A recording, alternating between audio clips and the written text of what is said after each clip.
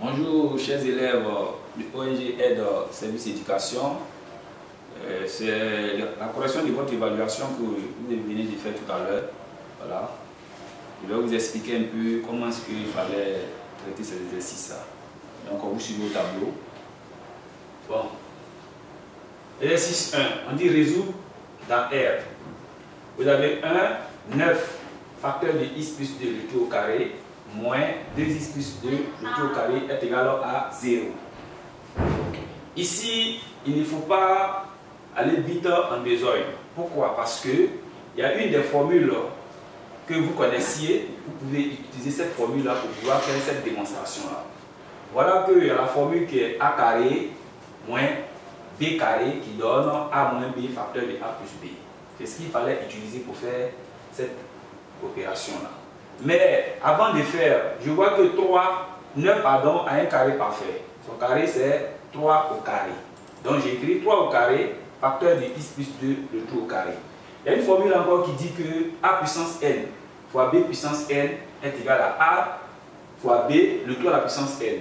Donc j'utilise cette formule pour dire tout simplement 3 facteur de x plus 2, le tout au carré, moins 2x plus 2, le tout au carré est égal à 0.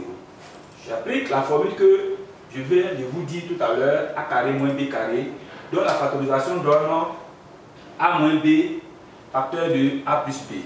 Voilà votre a au carré, voilà votre b au carré. Donc j'écris a moins b facteur de a plus b qui est égal à 0. Donc ça vous donne 3 facteurs de x plus 2 moins, en parenthèse 2x plus 2, on ferme la parenthèse, crochet, encore on ouvre le crochet, 3 facteurs de x plus 2, on ferme, plus 2x plus 2, on ferme le crochet, est égal à 0. Bien, une fois on a fini, qu'est-ce qu'il faut faire? Il faut développer l'opération qui se trouve dans le crochet. Donc on fait 3 fois x, ça vous donne 3x, 3 fois 2, ça vous donne 6. Ici, il y a un moins derrière la parenthèse, j'enlève la parenthèse, le moins va agir sur les signes qui sont à l'intérieur de cette parenthèse-là. Donc là, vous avez moins 2x, le moins vient à côté du 2, ça vous donne moins fois plus, ça vous donne moins. Donc vous aurez moins 2. Encore, même chose pour l'autre, 3 fois x, ça vous donne 3x, 3 fois 2, ça vous donne 6. Ici, on n'a pas de souci parce que c'est un plus qui se trouve derrière cette parenthèse, donc on peut annuler la parenthèse sans problème. Donc ça vous donne 2x plus 2, on ferme le crochet, est égal à 0. Donc qu'est-ce que je fais? Je vais réduire les valeurs qui sont à l'intérieur des crochets. Donc j'ai 3x moins 2x, ça vous donne x. 6 moins 2, ça vous donne plus 4. Facteur, on vient. 3x plus 2x, vous avez 5x. 6 plus 2 vous donne 8. Donc on obtient finalement x plus 4, facteur de 5x plus 8 est égal à 0. Et encore ici, qu'est-ce que vous voyez? Vous voyez que vous avez un produit, deux produits ici qui est égal à 0. Donc en troisième, on dit a fois b est égal à 0 équivaut a est égal à 0 ou b est égal à 0. Donc on va utiliser cette formule-là pour pouvoir résoudre cette opération que vous voyez. Donc on aura x plus 4 est égal à 0 ou 5x plus 8 est égal à 0. On va résoudre, on fait x est égal, le plus 4 passe de l'autre côté, ça devient moins 4. Ici, vous avez 5x plus 8, le 8 passe de l'autre côté, ça vous donne moins 8. Mais comme le 5 a un coefficient, donc le coefficient de 5 divise le moins 8. Donc, raison pour laquelle vous avez x est égal à moins 8 cinquièmes. Bon, vous voyez ici notre contrainte, c'était R. Moins 4 appartient à R, moins 8 cinquièmes appartient à R. Raison pour laquelle vous écrivez, solution dans R, c'est l'ensemble moins 8 cinquièmes et moins 4. Donc voilà la première réponse de cette équation que vous avez résolue. Bien, on passe à l'équation 2. On dit 1 sur x plus 1, facteur de x plus 2, plus 1 sur x plus 2, facteur de x plus 3 est égal à 0. Bien, on passe par notre contrainte. Ici, qu'est-ce que vous constatez? Vous voyez que c'est une fonction rationnelle. Donc, on dit une fonction rationnelle existe seulement si son dénominateur est différent de 0. Donc, on va utiliser cette propriété-là pour pouvoir résoudre ces équations que vous voyez. Donc, on écrit x plus 1, facteur de x plus 2 différent de 0, et x plus 2, facteur de x plus 3 différent de 0. je prends x plus 1 différent de 0 et x plus 2 différent de 0. Ici déjà, x plus 2 est déjà écrit, donc je ne peux pas le prendre deux fois, donc je peux le prendre seulement qu'une seule fois. Et x plus 2, x plus 3 différent de 0. Donc on résout, on trouve x différent de moins 1 et x plus 2. Donc je résous, je trouve x différent de moins 2.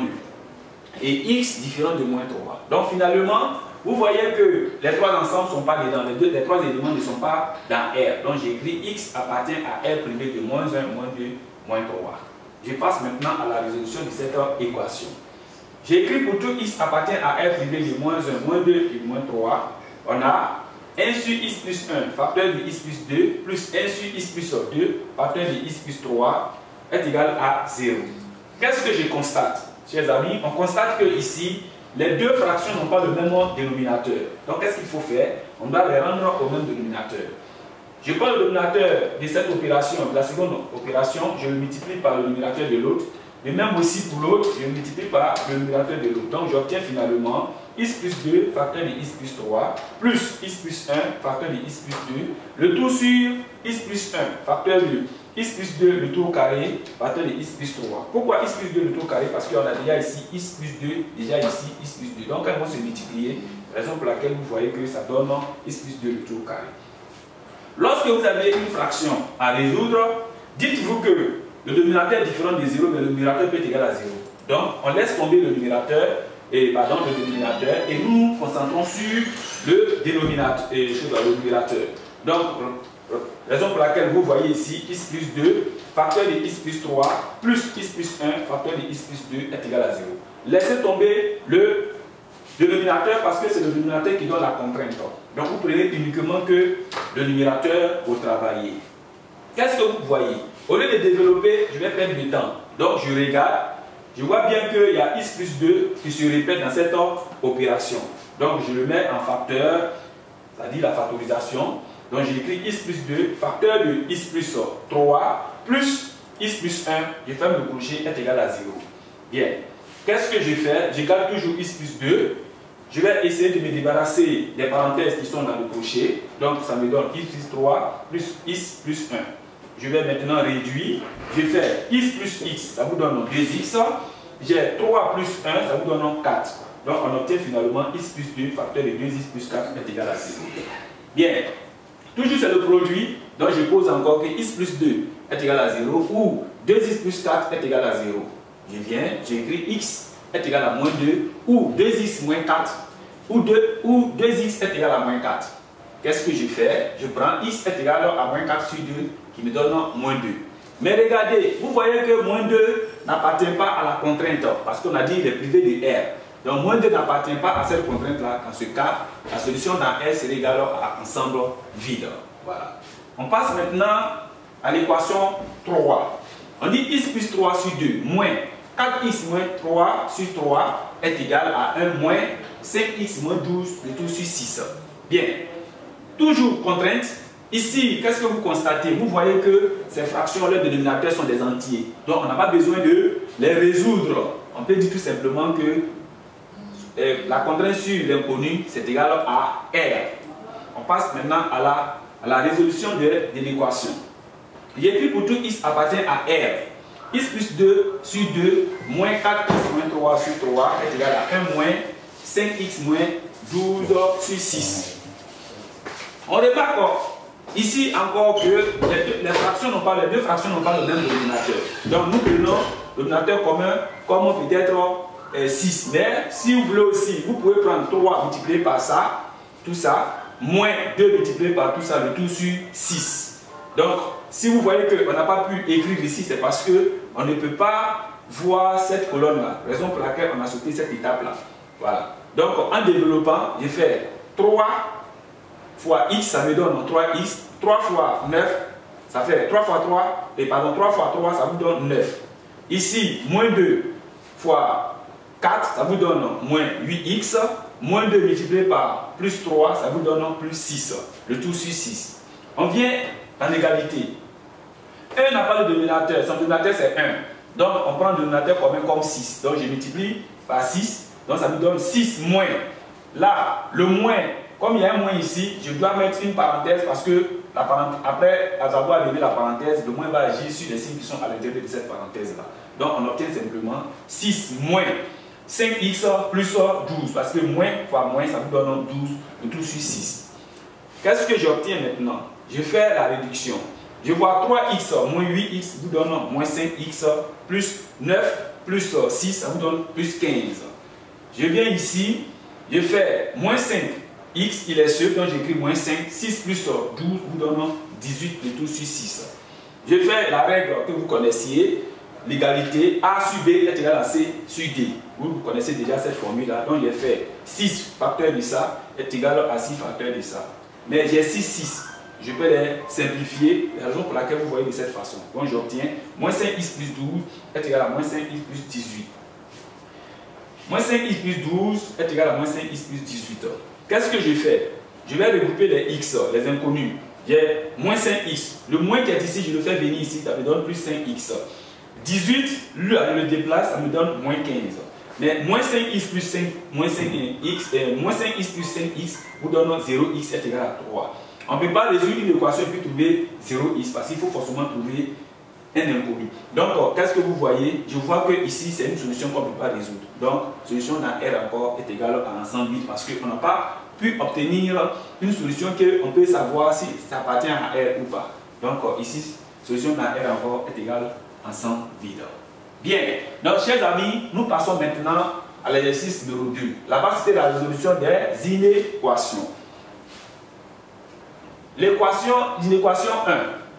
On dit 3 sur 1 moins 3x supérieur ou égal à 2 sur 1 plus 2x.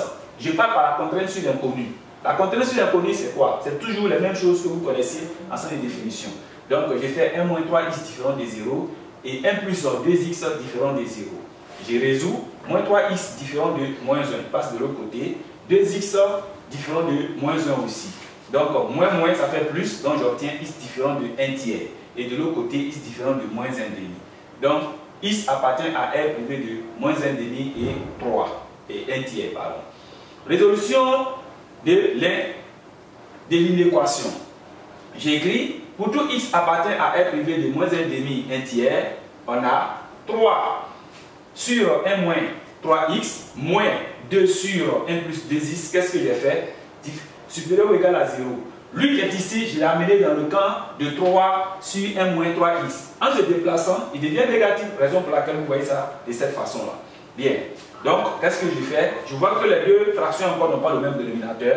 Donc, je vais prendre mon dénominateur, je multiplie là par ça et puis là par ça. Donc, c'est pourquoi vous voyez 3 facteurs de 1 plus 2x, 1 plus 2x, moins 2 facteur de 1 moins 3x, le tout sur 1 moins 3x facteur de 1 plus 2x supérieur ou égal à 0. Bien, on va développer. 3 fois 1, ça fait 3. 3 fois 2x, ça vous donne 6x. Moins 2 fois 1, ça fait moins 2. Moins 2 fois moins 3x, ça vous donne plus 6x.